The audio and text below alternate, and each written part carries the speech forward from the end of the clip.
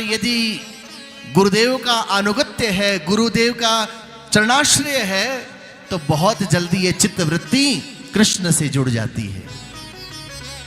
आपने एक भक्त का नाम सुना होगा। वैसे भक्त तो बहुत सारे, भक्तमाल में बहुत सारे भक्तों की कथा है। एक दिव्य भक्त हुए चोखामल। नामदेव जी के बहुत प्रिय शिष्य थे। नामदेव जी के बहुत सारे शिष्य बने, शिष्या बनी, जिसमें जनाबाई भक्ति की पराकाष्ठा पर पहुंची।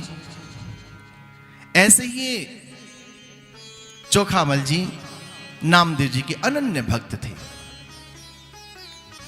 चौथे वर्ण के थे, छोटी जाति के थे। और काम क्या करते थे? काम ये घर बनाने का करते थे, भवन निर्माण का कार्य करते थे। और भवन निर्माण का कार्य करते करते भगवान का नाम जपते थे। इस काया से तो भवन का निर्माण होता और ये चित्त भगवान में पड़ा रहता। मन से भगवान का भजन करते और इतना भजन करते कि पंढरीनाथ विठ्ठल इनके अंग संग रहते। एक रोज की बात है, 2 पैसे की कमाई हुई तो सोचा कि बच्चों के लिए मैं केले ले लूं। ये केले का फल भी बड़ा अद्भुत है। इस केले की कोई महिमा नहीं थी। केला जंगल का फल है। जो वन में जाता था वो फलहार के रूप में कंदमूल और ये केला इत्यादि ही खाता था। लेकिन आज हम देखते हैं कि केला 12 मास मिलता है। केले की इतनी महिमा क्यों?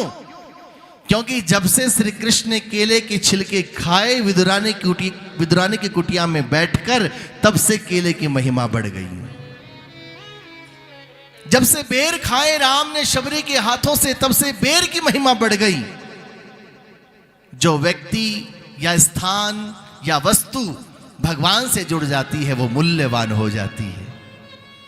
आज बद्रीनाथ धाम की महिमा क्यों है?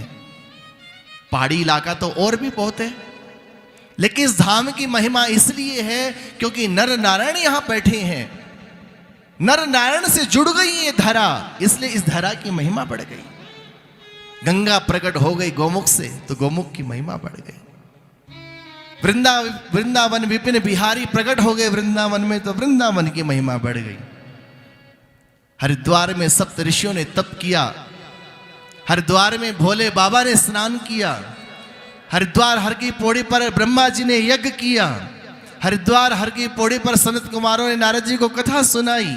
हरिद्वार हर की पौड़ी पर अमृत का कलश रखा गया जहां छींटे पड़े, इसलिए हरिद्वार की महिमा बढ़ गई। जो धरती या स्थान या व्यक्ति या वस्तु भगवान से जुड़ जाते हैं वो मूल्यवान हो जाते हैं। हमारे बुजुर्ग जब शरीर छोड़ देते हैं तो उनकी फोटोएं दीवारों पर लगाते हैं। 1-2 पीढ़ी तक वो फोटो रहती हैं, उसके बाद फोटोएं बदल जाती हैं, तस्वीरें बदल जाती हैं। लेकिन किसी महापुरुष की फोटो दीवार पर लगी हो, 10 पीढ़ियों तक वो लगी की लगी रहती है। क्यों? क्योंकि वो महात्मा, वो महापुरुष भगवान से जुड़ गया, इसलिए दुनिया मूल्यवान हो गया। कोई भक्त भगवान से जुड़ गया, वो मूल्यवान हो गया। भक्तमाल में भक्तों की कथा है। कथा तो भगवान की होती है, पर भक्तों की कथा क्यों हो रही है? इसलिए हो रही है क्योंकि वो भक्त भगवान से जुड़ गए। और याद रखिए, हम भी भगवान से जुड़ रहे हैं, चाहे थोड़ा सा जुड़ रहे हैं। इतिहास हमें कभी न कभी दोहराएगा।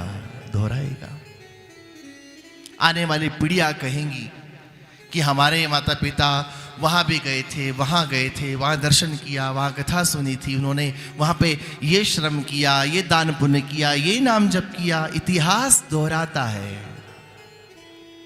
नामो निशा उस व्यक्ति का मिट जाता है जो केवल संसार को भोगने आता है। वो व्यक्ति सदा जीवित रहता है जो संसार में रहते हुए कृष्ण को पुकारता है। संसार में रहते हुए जो परोपकार करता, परहित करता है। रामायण की सब बड़ी सुंदर सुंदर चौपाई हैं, जिसमें गोस्वामी जी लिखते हैं कि परहित सरिस धर्म नहीं भाई।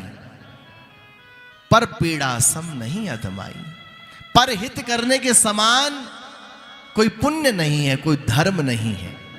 और पर पीड़ा, किसी का हृदय दुखा देना, उसके समान कोई पाप नहीं है।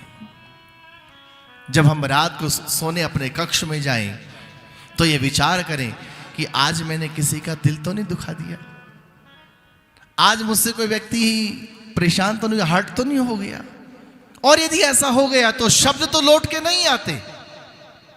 बात जुबान से, तीर कमान से, प्राण शरीर से निकल जाएं तो लौटते नहीं हैं। इंसान मिट जाते हैं, शब्द नहीं मिटते।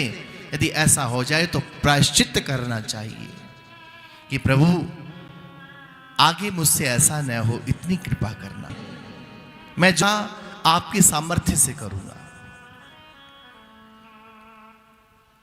तो जो व्यक्ति भगवान से जुड़ जाता है वो मूल्यवान हो जाता है।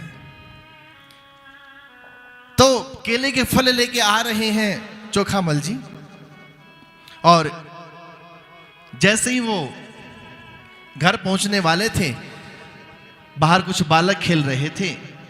उन बालकों ने जब देखा कि फल लेके कोई व्यक्ति आ रहा है तो चिपट गए और कहने लगे हमें फल चाहिए, हमें फल चाहिए, हमें फल चाहिए।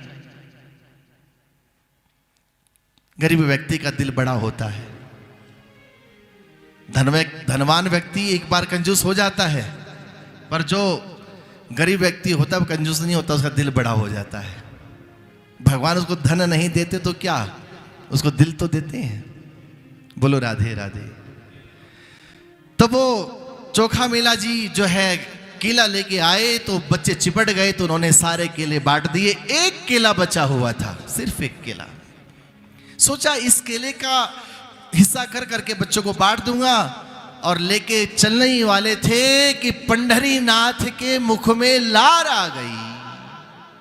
और पंढरीनाथ अपने गर्भगृह से बाहर निकले और एक बालक का रूप बनाया और पीछे से जाके चोखा जी के अंग से लिपट गए। चोखा मेला जी से लिपट गए और कहते बाबा केला दे दो, केला दे दो। चोखा मेला सोचने लगे एक आखिरी बच्चा बचा है, इसे नहीं दूंगा तो ये तड़फेगा कि औरों को तो दे दिया, मुझे नहीं दिया, अपने बच्चों को फिर कभी खिला दूंगा। ये कह के उस भक्त ने वो केला पंढरीनाथ को दे दिया। अब तो पंढरीनाथ मचल गए और लेके केला और दौड़े दौड़े आए, गर्भगृह में आके बैठे। रात्रि का समय है, शाम हो गई थी, शाम को काम करके लौटे थे केला लेके, तो रात हो गई। अब रात्रि के समय भूख लगी ठाकुर जी को, तो ठाकुर जी ने, पंढरीनाथ ने उस केले को छीला और केला छील करके खाया और छिलका वहीं गर्भगृह में डाल दिया। और कहां डालने जाते। और सुबह जब कपाट खुले और पंडा लोग सब अंदर पहुंचे तो क्या देखा कि केले का छिलका पड़ा है वहां। अरे गर्भगृह को झूठा कर दिया किसी ने। किसने किया? अच्छा, उस समय ठाकुर जी बोला करते थे, सब पंडा पुजारी कहने लगे ठाकुर जी ये केले का छिलका कहां से आया? तो पंढरीनाथ बोले कि मेरे भक्त चोखा मेला जी ने मुझे केला खिलाया है। अरे उस चौथे वर्ण के व्यक्ति ने हमारे पंढरीनाथ को छुआ, उसने भोग लगाया। अब तो सारे पंडा भागे और उस समय चोखा मेला जी भगवान का भजन कर रहे थे कि उन्होंने तो धड़ाधड़ आके पीटना शुरू कर दिया। हमारे भगवान को छुआ, तुम्हारी इतनी हिम्मत, अशुद्ध कर दिया, अपवित्र कर दिया। अब चोखा मेला जी के समझ में ना आए कि मुझे क्यों पीट रहे हैं। वो तो बेचारे शांत बैठे, कि उन्हें कोई खबर ही नहीं कि केला कौन ले गया, क्या कहानी घटी क्या नहीं, पीट पाट के चले गए। और जैसे मंदिर में आए ठाकुर जी इतने कुपित हुए कि अपने अंदर के द्वार बंद कर लिए, उन पंडों को अंदर घुसने नहीं दिया। पंडा पुजारी कहने लगे पंढरीनाथ क्या बात, आपने द्वार बंद कर लिए? पंढरीनाथ की आंखें लाल लाल हो गई।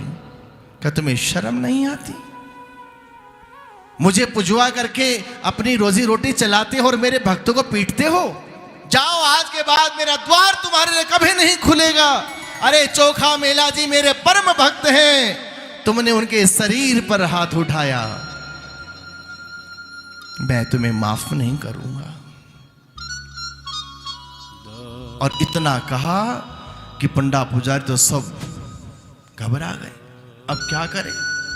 अनशन व्रत लेके पड़ गए, रोने लगे, क्षमा मांगने लगे, कहने लगे प्रभु आखिरी बार माफ कर दो, हम कभी ऐसी गलती नहीं करेंगे। अब बताओ हमारा ये गुनाह, ये अपराध कैसे क्षम्य होगा? तब भगवान बोले जाओ पालकी लेके, और वहां से चोखा मेला जी को पालकी में बैठा के लाओ, उन्हें गर्भगृह में प्रवेश कराओ, और उनके हाथों से मैं स्नान करूंगा, उनके हाथों से वस्त्र पहनूंगा, उनके हाथों से श्रृंगार करवाऊंगा, और उनके हाथों से भोग पाऊंगा, तब जाके मैं तुम पर प्रसन्न होऊंगा। पंडा पुजारी क्या करते, पालकी लेके गए। अब द्वार पर पंडा आए हैं, जैसे ही सुना चोखा मेला जी घबरा गए। अभी तो पीट पाट के गए थे, ये फिर आ गए, क्या करेंगे? लेकिन अब उन ब्राह्मणों की आंखों में आंसू थे। वो क्रंदन करते हुए कह रहे थे चोखा मेला जी आप तो हमसे भी आगे निकल गए, आपको पंढरीनाथ ने बुलाया है। अरे कल शाम को जो बालक आपके हाथ से केला लेके गया ना, वो कोई और नहीं, वो हमारे पंढरीनाथ थे। और जो सुना चोखा मेला जी का तो अंग अंग भीग गया, आंखों से आंसू बरसने लगे। मेरे नाथ ने मेरे हाथों से प्रसाद पाया। चोखा मेला जी अभी आप चलिए, क्योंकि हमारा अपराध तभी क्षमा होगा जब आप जाकर के उनकी पूजा करेंगे। चोखा मेला जी को ले जाया गया, स्नान कराया गया, अस्पृश्य दशा में अंदर प्रविष्ट हुए और देखा कि पंढरीनाथ साक्षात बैठे हुए, दोनों हाथ कमर पर है, दिव्य श्रृंगार है। और चोखा मेला जी ने श्रृंगार उतारा, फिर स्नान कराया, फिर वस्त्र पहनाए, और फिर उसके बाद श्रृंगार किया, उसके बाद आरती की, और फिर जब भोग लगाने लगे तो पंढरीनाथ ने हाथ पकड़ा चोखा मेला जी का और कहा चोखा याद रखना, आज के बाद तू अकेला नहीं है, मैं सदा तेरे संग रहूंगा।